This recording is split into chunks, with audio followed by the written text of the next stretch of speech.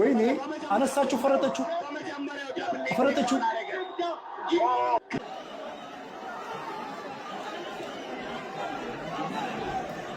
የተከበራችሁ የአልፋ ሚዲያ ቤተሰቦች እንደምን አላችሁ? እንግዲህ እንደሚታወቀው በትናንትናው ምሽት ላይ በአድዋ ሙዚየም ላይ ከፍተኛ የሆነ የኤምኤምኤ ውድድር ነበረ። ከነዚህ ውስጥ በጣም በጉጉት ሲጠበቅ የነበረው የጆኒ ጁጅስ እና የሴዶ ማርሻል መሆኑ ይታወቃል። ሲሰለጥኑ የሰነበቱት ማለት ነው። ታዲያ ውድድሩ በጀመረ በሶስተኛው ሰከንድ ላይ ነው ቀለበት ውስጥ አስገብቶ ምንም እድል ሳይሰጠው የቀረ። እንግዲህ ሴዶ አልቻለም፣ ከመደብደብ ሊያመልጥ አልቻለም። በከፍተኛ ሁኔታ ነው የተቀጠቀጠ ማለት ነው። ብዙ ሰዎች እጁን ይሰብረዋል ብለው ፈርተው ነበረ። ነገር ግን ጆኒ ያዘነለት ይመስላል። እጁን አልሰበረውም። ምክንያቱም የመስበር አቅም ነበረ። እንደዚህ እንደምታዩት አፍሶ ጣለው፣ ቆለፈው። በጣም እዛ በኋላ መቀጥቀጥ ነው። በጣም ነው የቀጠቀጠው። በዚህ ልክ አልጠበቅኩም። ምክንያቱም ሴዶ እንደፈለገ እየቀጠቀጠው ነው ያለ ከልካይ ማለት ነው። ከዚያ ቢጨንቀው ተገለበጠ። ተገልብጦም የተወሰነ በእግሩ ምንም ለመምታት ሙከራ አድርጎ ነበረ፣ ግን ምንም ከአቅሙ በላይ ነው የሆነበት። ምን አይነት ጠንካራ ነው ጆኒ! ግን ምን አይነት ጠንካራ እንደሆነ በጣም እዚህ ላይ ማሳየት ችሏል። ስለዚህ በኤፍሲ 001 ላይም አሸንፏል፣ በ002 ላይም ማሸነፍ ችሏል ማለት ነው እንግዲህ እና እንደምታዩት ዳኛው በጣም ደንግጧል። እዚህ ላይ እየሞከረ ነው ሴዶ ለመገልበጥ እየሞከረ ነው። ምንም ግን አልቻለም። በቃ እንደ ብረት አጥር ወጣው ነው ያዘው። በእግሩም ለመማታት ይሞክራል፣ ግን አልሆነም ማለት ነው። አሁን እዚህ ላይ እጁን የመስበር እንትን ነበረ፣ ግን ተረድቷል። እዚህ ላይ በቃ እጁን አዝኖለታል ጓደኛ። ይሄ ነው ማለት ውድድር ሌላ ነው፣ አካል ማጉደል ደግሞ ሌላ ነው። አንደኛው ወንድሙ ነው፣ የሀገር ልጅ። ለምን ቀስ አድርጎ ዘና ብሎ ማሸነፍ እየቻለ ከልጁ ላይ የአካል ጉዳት ማድረስ አያስፈልግም። በእርግጥ እሱ ተከፍሎት ነው። የኢትዮጵያ ሕዝብ ሳይከፈለው ይቀጠቀጥ የለ እንዴ? እንዲሁም እየከፈለ ይቀጠቀጥ የኢትዮጵያ ሕዝብ። ሴዶማ ከኢትዮጵያ ሕዝብ አንጻር እጁን ሊሰብረው ይችል ነበር፣ ግን ዳኛው አስቆሞታል። ይገባልም። በእርግጥ ዳኛው ባያስቆመም ጆኒ ይቀጥልበታል ተብሎ አይታሰብ። እንግዲህ ከ3 ደቂቃ ባነሰ ውስጥ ነው ውድድሩ የተጠናቀቀው ማለት ነው። ብዙዎች ውድድሮች እስከ 5ኛ ዙር ይሄዳሉ እና በዚህ ደቂቃ ውስጥ በማለቁ አይታችሁ ከሆነ ማርያም አባተ በጣም ተደንቃ እየሳቀች ነበረ። እንግዲህ ከዚህ በፊትም እንትን ማን ያሸንፋል የሚል 300 ሺህ በልታ ለሆኑ ለተቸገሩ ሰዎች እንደሰጠች ይታወቃል። እዚህ ላይም ተወዳድራ ሊሆን ይችላል እና ለሴዶ እድል አልሰጠውም። በ3 ሰከንድ ውስጥ ቆለፈው። ከዛ በኋላ አንድ ጊዜ እንኳን እንዲሰነዝር እድል ሳያገኝ በቃ ሁሉንም 2 ደቂቃ ከ50 ምናምን ሰከንድ ውስጥ ያለ እረፍት ሲወቀጥ ነው የነበረው እና እንግዲህ በቀሉ የሚለው ሜምም እዚህ ላይ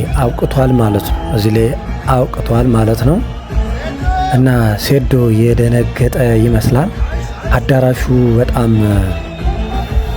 በማዘን ውስጥ ነው የነበረ። ምክንያቱም ሴዶ የውድድሩ ድምቀት ነው። ሴዶ ባይኖር ውድድሩ ይህን ያህል አይሞቅም ነበር። እኔም እናንተም በዚህ ልክ አንጠብቀውም ነበር። ወደ ዘገባም አንገባም ነበረ። ያለውን ውድድሩን ወደ መተንተን አንገባም ነበር እና ሴዶ ለአዘጋጆችም ከፍተኛ የሆነ በብዙ ሚሊዮን የሚቆጠር ገንዘብ እንዲያገኙ አድርጓቸዋል። ለምን? የሰሩት ፕሮሞሽን ቀላል አይደለም። ውጭ ሀገር ጠፋሁ ይላል፣ ፈራሁ ይላል፣ እንደገና መጣሁ ይላል። ስለዚህ ሴዶም ቢሆን ብዙ ማስታወቂያዎችን መስራት ችሏል። ስለዚህ ከመደብደብ ውጭ ሌላው ነገር ለሴዶ ያዋጣዋል ማለት ነው። ያዋጣዋል ማለት ነው። የተከበራችሁ ቤተሰቦቻችን እንዴት አያችሁት ውድድሩን? ከእናንተ መካከል እስከ ሌሊት ድረስ በመጠበቅ ውድድሩን ያየ ማን ነው? እስቲ በኮመንት ሀሳባችሁን ግለጹልና ሌላ ከሴቶች ደግሞ ዛህራ የምትባለው አሸንፋለች። ብዙ ውድድሮች ነው የተካሄዱት። ንቃተ ህሊናም አሸንፎታል። ተጋጣሚውን በማሸነፍ ከኢንዶሚን ወደ ቀጠቀጠ የሚል ስያሜ ተሰጥቶታል ማለት ነው። ምክንያቱም ከጆኒ ጋር ነበር የገጠመ። አሁን ንቃተ ህሊና ምን ያህል ከባድ ጊዜ እንዳሳለፈ ማየት ይቻላል። በእርግጥ ንቃተ ህሊና የሴዶን ያህል እስከ 3 ደቂቃ ምናምን አልቆየም እናስታውሰዋለን። በ2-3 ምት ነው እዚያው ላይ ቆልፋ ያዘችው ጆኒ። እዚያው ላይ ነው ጸጥ ያለ ማለት ነው። እና በጣም ይገርማል። እንግዲህ የቦክስ ውድድር በኢትዮጵያ እየተነቃነቀ ይገኛል። በጣም ተነቃቅቷል።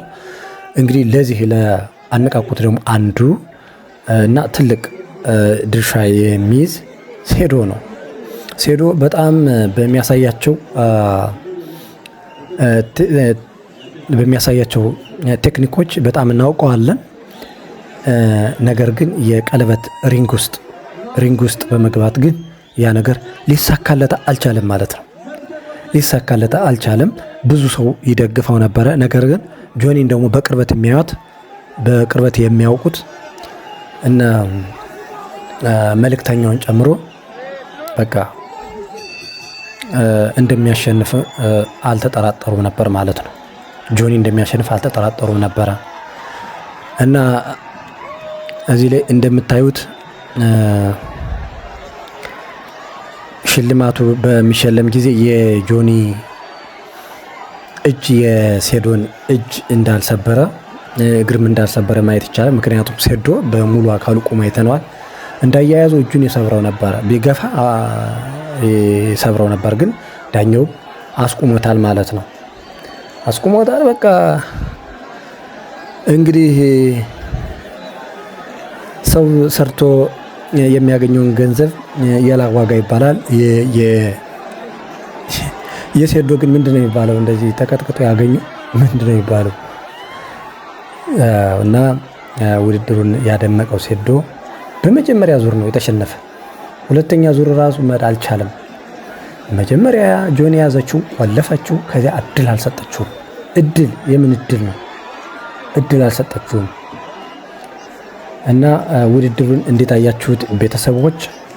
በጣም ሁሉም ሰው በያለበት ቦታ ሆኖ ከውጭ እስከ ሀገር ውስጥ ድረስ በብዙ የዩቲዩብ ቻናሎች ቀጥታ ሲመለከት ነበር ህዝቡ። ነገር ግን ደግሞ ያልተመለከተም ሊኖር ስለሚችል እና ያለውን ሁኔታ እኔ ደግሞ ለማጋራት ነው ወደ እናንተ የመጣሁትኝ።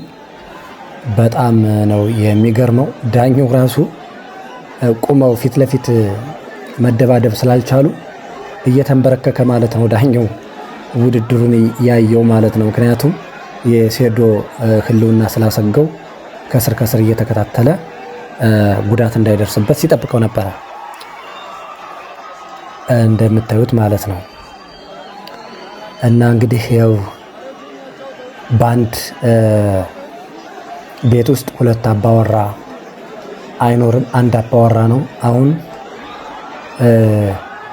የቦክስ ኪንግ ጆኒ ሆናለች ማለት ነው። አሁን እንግዲህ ሌላ መጥቶ ደግሞ እሷን ቀጥቅጦ ከሪንግ እስከሚያስወጣ ድረስ አሁን ጆኒ እንደ አንበሳ እያገሳች የሚቀርባትንም በዝረራ በሰከንዶች ውስጥ በዝረራ በማሸነፍ ጉዞውን ቀጥሏል ማለት ነው።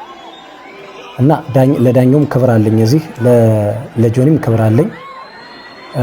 ምክንያቱም እጁ የሴዶ እጅ መሰበር አልነበረበትም። ምክንያቱም ለምን ይሰበራል? በቃ በውድድ በቂ ነው፣ ከተሸነፈ በቂ ነው እና መሰበር የለበትም። ባለመሰበሩም እኔ ደስ ብሎኛል ማለት ነው እንጂ እንዳያያዙ ቀልጥሞ የሚለቀው ነው የሚመስል እጁ ማን ሁለት ጊዜ ሞክሮታል እና እንደሚሰብረው ያስታውቃል። በቃና ታዳሚው በጣም እየጮኸ ነበረ፣ እጁን እያለ ነበረ። በእርግጥ ፊዚካሊ ሲታዩ የሴዶ ቦርጭ ራሱ አለው፣ ቦርጭ አለው ማለት የሆድ ጡንቻው ራሱ በስፖርት የጠነከረ አይደለም ይመስላል እንግዲህ ፊዚካሊ ሲታይ ማለት ነው። አይዶን ነው እንግዲህ ጠንካራ ነው ይባላል፣ ግን ፊዚካሊ ሲታይ ቦርጩ አካባቢ ጡንቻ የለውም። ለእንደዚህ ያለ ትግል ደግሞ የሆድ ጡንቻ ወሳኝ ነው። ምክንያቱም በከፍተኛ ፓወር ማውጣት የሚቻል የሆድ ጡንቻ አብሮ ሲጠነክር ነው ከእጅና ከእግር ውጭ ማለት ነው። እና ሴዶ ፈጣን ነው፣ ፈጣን ምት ነበረው፣ ግን ቆለፈው፣ እድል አልሰጠውም። በቃ ትንሽ እድል ብትሰጠው ምን አለ ጆኒ። አዎ፣ ስለዚህ ደካማ ጎኑን አጥንቶ በደካማ ጎኑን የሄደበት ማለት ነው ጆኒ። የተከበራችሁ የቻናላችን ቤተሰቦች እንግዲህ ቪዲዮውን ላይክ እንድታደርጉ በትህትና እንጠይቃለን። ቤተሰብ ያልሆናችሁ ደግሞ ሳብስክራይብ አድርጋችሁ ቤተሰብ ሁኑ። ውድድሩን እንዴት አያችሁት? ሴዶ ከዚህ በኋላ ህዝቡን ደቂቃ አላቆየውም እያለ ሲፈክር የነበረበት ህዝቡ ምንድን ነው የሚለው ምን ሊል ይችላል ሴዶ ማለት ነው። እና ይህን ይመስላል እንግዲህ ውድድሩ ይህን ይመስላል። ከጆኒ እና ከሴዶ ይልቅ የሌሎች ያልተጠበቁት ውድድሮች ከፍተኛ የሆነ ፉክክር ተደርጎበታል። ለምሳሌ የነ ታይሰንን ውድድር ብናይ አንዱ የአዲስ አበባ ፖሊስ አንዱ ደግሞ የፌደራል ፖሊስ አባል ናቸው ሁለቱ እና ከፍተኛ የሆነ ቅጥቅጥ ታይቶበታል። ለእኔ የታየበት እሱ ነው። በጣም ነው የተቀጣቀጡት። ውጤታቸውን በጣም ቅርብ ነው። 48 47 48 47 48 47 ከዚያ 50 45 50 45 ነው የሆነ የታይሰን የተሸነፈበት ማለት ነው። እና የተጠበቀ የሴዶና የጆኒ ነበረ። ምክንያቱም ፕሮሞሽኑ ነው። እነዚያ በደንብ ራሳቸውን ፕሮሞት አላደረጉም። ስለዚህ ሴዶ ማርሻል በቲክቶክ ዓለም ከፍተኛ የሆነ ጊዜ ስለቆየ ለረጅም ጊዜ ስለቆየ ያ ይመስለኛል የጠቀመው። መጨረሻ ላይ ተቃቅፈዋል፣ እንደምታዩት ተቃቅፈዋል። በጣም እወድሃለሁ የተባሉ ይመስላሉ ማለት ነው። ይሄ ነው መሆን ያለበት። ጆኒንም አመስግኑት ማለት ስሜታዊ ሆኖ ሌላ ውስጥ አልገባም ማለት ነው። ይሄ ደግሞ የጭንቅላቱን ብቃትም የአሸናፊነት ስለንቦናም በትክክል ያሳየ ነው ማለት ነው።